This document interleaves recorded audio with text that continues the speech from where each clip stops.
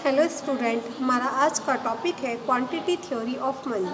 Quantity theory of money में हम दो चीज़ें पढ़ेंगे आज। फर्स्ट है हमारा इक्विलिब्रियम इन मनी मार्केट, जिसे हम कहते हैं एमडी बराबर एमएफ। जो हमारी डिमांड होती है वो क्या होती है, सप्लाई के बराबर होगी। सेकंड है Fisher's equation of exchange. Fisher क्या कहते हैं वो भी दो चीज़ बताते हैं, एमवी बराबर पीटी एंड पी बराबर एमवी डिवाइड टी। सबसे पहले हम इसमें जो पढ़ना है वो पढ़ते हैं हम एग्रीगेट डिमांड कर्व कि एग्रीगेट डिमांड कर्व क्या होता है।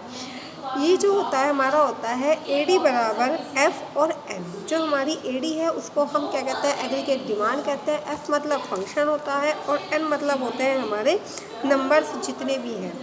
इसमें अब एग्रीगेट डिमांड कर्व की होता क्या है, ये चीज़ के बारे में आज हम डिस्कस करेंगे। कुल मांग अनुसूची को जब वक्र द्वारा प्रदर्शित किया जाता है तो उसे कुल मांग वक्र कहते हैं। कि हमारा क्या है, कुल मांग वक्र है और उससे क्या हो रहा है, एक सूची के द्वारा, ठीक है, जब डिफाइन किया जाता है तो उसे हम एग्रीगेट डिमांड कहते हैं। इसमें क्या होता है, एडी रेखा कुल मांग रेखा होती है। जो हमारी एडी होती है उसे हम क्या कहते हैं, कुल मांग रेखा कहते हैं। और जो ओ से प्रारंभ न होकर ऊपर से आरंभ हो रही है, जो क्या होता है ओ से न प्रारंभ होकर ऊपर से प्रारंभ होती है, ठीक है। फिर ऐसे ही हमारा एक डिमांड और सप्लाई के बीच में होता है कि एग्रीगेट सप्लाई फंक्शंस क्या होता है हमारा। अब हम प्रभावपूर्ण मांग के दूसरे निर्धारित कुल पूर्ति या कुल पूर्ति क्रय या फलन के संबंध में विचार करेंगे। क्या होती है, दो चीज़ें होती है, कुल पूर्ति होती है, कुल वर्ग होता है। देखो, कुल मांग रेखा जो होती है, जो एग्रीगेट डिमांड होती है, उसका जो कर्व होता है वो क्या होता है, नीचे से ऊपर की ओर हमारा होगा, ऐसे करके ऐसे, ठीक है। एक फ्लक्चुएशन बनेगी कि ऐसे होगा तो उसे हम क्या कहते हैं, एग्रीगेट डिमांड होगा, जो हमारा नीचे की तरफ गिरता हुआ चला जाएगा। तो यह सिद्ध करता है कि रोजगार बढ़ने के साथ साथ कुल मांग अर्थात प्रत्याशित बिक्री बढ़ती है। सिंपल सी बात है, जब आप क्या करेंगे, लोगों को रोजगार मिलेगा, ठीक है, उनकी इनकम होगी, तो इनकम होने से क्या होगा, डेफिनेटली सी बात है कि जब डिमांड बढ़ रही है, इसने कहा ना कि इक्विलिब्रियम इन मनी मार्केट, क्या कि डिमांड हमेशा सप्लाई के बराबर होती है। तो यही कह रहे हैं कि एग्रीगेट डिमांड होती क्या है, सबसे पहले तो हमें ये पता होना चाहिए। तो एग्रीगेट डिमांड में क्या होता है, इसका जो कर्व होता है वो ढलान क्या होता है, ऊपर से नीचे की ओर जाएगा। और फिर क्या है, कुल मांग वक्र रेखा जो ऊपर से नीचे की ओर जाता है वह यह प्रूफ करता है कि रोजगार बढ़ने के साथ साथ कुल मांग अर्थात प्रत्याशित बिक्री की आय भी क्या होती है, हमारी बढ़ती चली जाती है। फिर बात करते हैं कि अर्थव्यवस्था में किए गए कुल उपभोग व्यय और विनियोग व्यय के योग को ही कुल मांग कहते हैं। जितना भी हमने कंजम्पशन किया, कितना भी हमने यूज़ किया, एक तो उसके ऊपर जो एक्सपेंस किया वो, सेकंड हमने क्या किया, जो एक्सपेंस किया और जो हमने इन्वेस्टमेंट कर रहा है, उन दोनों का जो टोटल होता है उसे ही हम क्या कहते हैं, एग्रीगेट डिमांड के नाम से जानते हैं, ठीक है, जिसे हम कुल मांग भी कहते हैं। फिर है एक व्यक्ति का व्यय दूसरे व्यक्ति की आय होती है। सिंपल सी बात है कि एक व्यक्ति के लिए जो इनकम होगी वो दूसरे व्यक्ति के लिए क्या होगी, एक्सपेंस होगा। और जिसके लिए एक्सपेंस है उसके दूसरे के लिए क्या होगी, इनकम होगी। तो यही क्या होता है, सर्कुलर फ्लो हमारी इकोनॉमी में चलता रहता है। आप लोग देखते हैं हर कोई अलग अलग काम करता है, ठीक है, और हर कोई क्या करता है, इनकम करता है, और हर कोई क्या करता है, एक्सपेंस भी करता है। तो ये क्या हो गया, ये एक प्रारूप चला जिसमें क्या होगा कि किसी व्यक्ति की इनकम दूसरे व्यक्ति के लिए एक्सपेंस होगा, एक व्यक्ति का व्यय दूसरे व्यक्ति की आय होती है। अतः एक अर्थव्यवस्था का कुल व्यय अर्थव्यवस्था की कुल आय को व्यक्त करता है। जो हमारा एक्सपेंस होता है वो क्या करता है, किसी भी इकोनॉमी की इनकम को डिफाइन करता है। कि क्यों, क्योंकि एक व्यक्ति की इनकम दूसरे व्यक्ति के लिए एक्सपेंस होती है।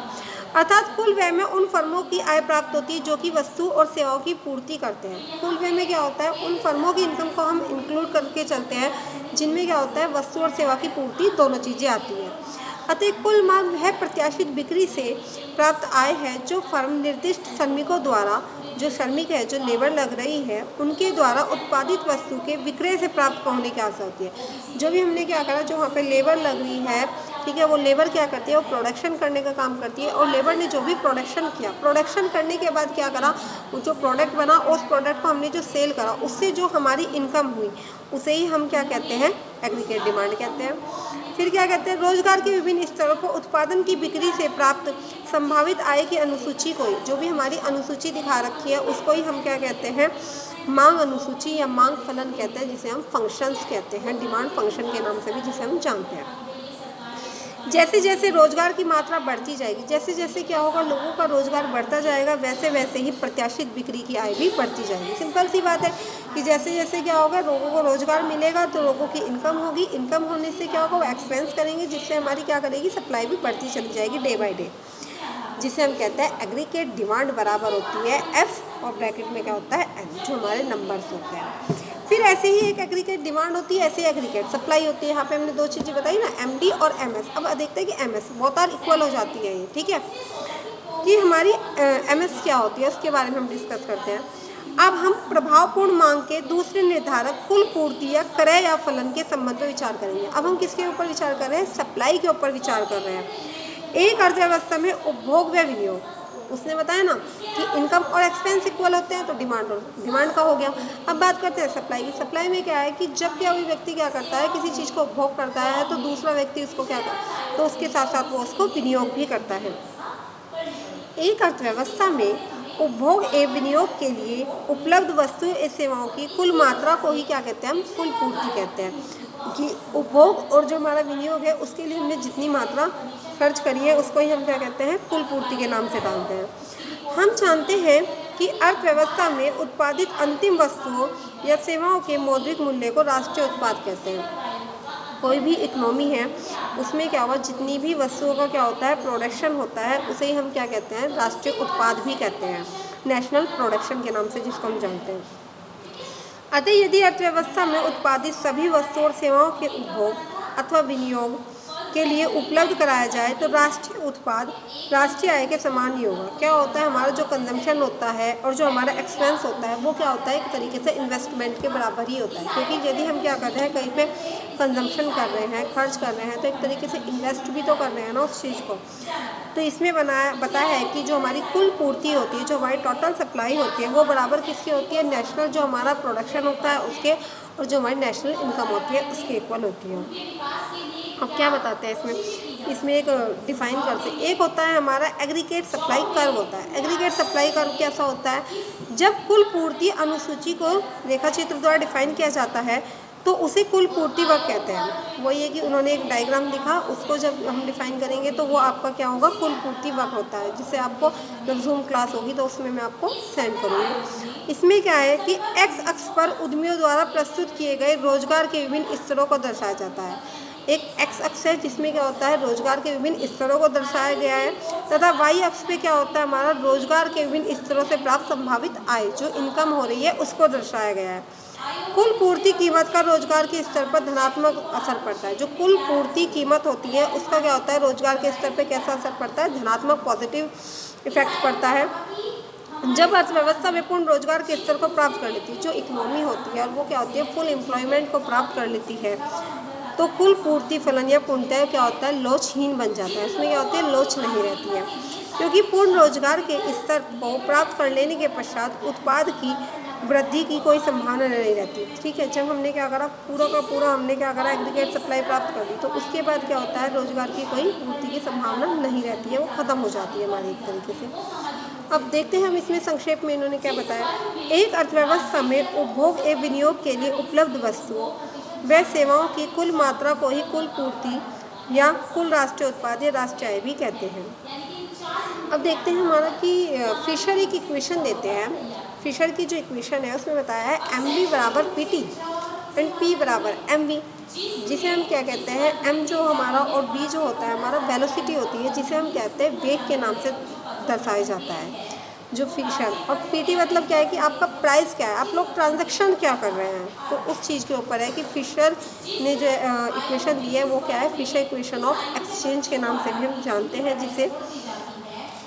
अब इन्होंने किन्स क्या है, किन्स बहुत पहले से एक बात कहते आ रहे हैं कि डिटर्मिनेशन ऑफ आउटपुट, कि determination of output and employment के बारे में बात करते हैं। तो इन्होंने बताया equilibrium level of aggregate output and employment is given by production function and labour demand and supply function.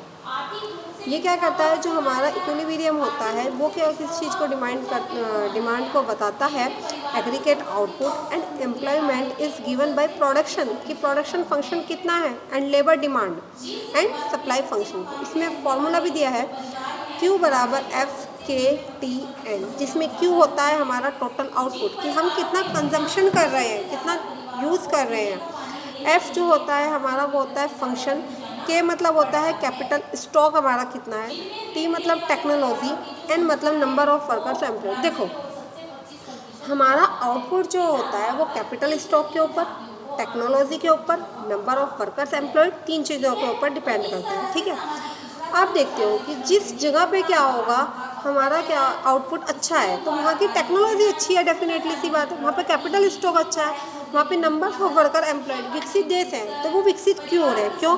क्योंकि उनके पास क्या है, पूंजी की मात्रा बहुत अधिक है, उनके पास जो काम करने वाले लेबर हैं उनके पास टेक्नोलॉजी अच्छी है, टेक्नोलॉजी के ऊपर वो रिसर्च करते हैं, रिसर्च कर रहे हैं तो उनकी टेक्नोलॉजी बढ़ रही है, टेक्नोलॉजी बढ़ने से उनका प्रोडक्शन लेवल बढ़ रहा है, प्रोडक्शन लेवल से उनकी सिंपल सी बात है सेल बढ़ रही है, सेल से इनकम बढ़ रही है और जिसके कारण क्या हो रहा है, वो डेवलप्ड हो रहे हैं। इसके बावजूद जो हमारे हैं डेवलपिंग कंट्री, वो डेवलपिंग क्यों नहीं हो रही? क्योंकि उनके पास क्या है, हमारी सप्लाई को, हमारे प्रोडक्शन को बढ़ाने के लिए क्या है, टेक्नोलॉजी नहीं है, फैक्टर्स ऑफ प्रोडक्शन नहीं है अच्छे। क्या कि टेक्नोलॉजी क्या है, वो ये जो पहले चलती आ रही थी उसी टेक्नोलॉजी का वो यूज़ कर रहे हैं। नंबर्स ऑफ वर्कर्स एम्प्लॉयड, हमारे पास क्या है, काम करने वाले मजदूरों के पास स्किल नहीं है, उन्हें ट्रेन नहीं किया जाता। ठीक है, और जो वर्कर्स हैं वो क्या है, कम है प्रोडक्शन के लिए। ठीक है, मान लिया प्रोडक्ट सेल हो रहा है पर प्रोडक्ट कई बार इतना बन नहीं पाता कि जितना उसकी डिमांड होती है। तो ये जो सारे फैक्टर्स हैं ये क्या करते हैं, किसी भी जो प्रोडक्शन होता है, किसी भी इकोनॉमी का जो लेवल होता है, उस सब के ऊपर अपना इफेक्ट डालते हैं। Thank you.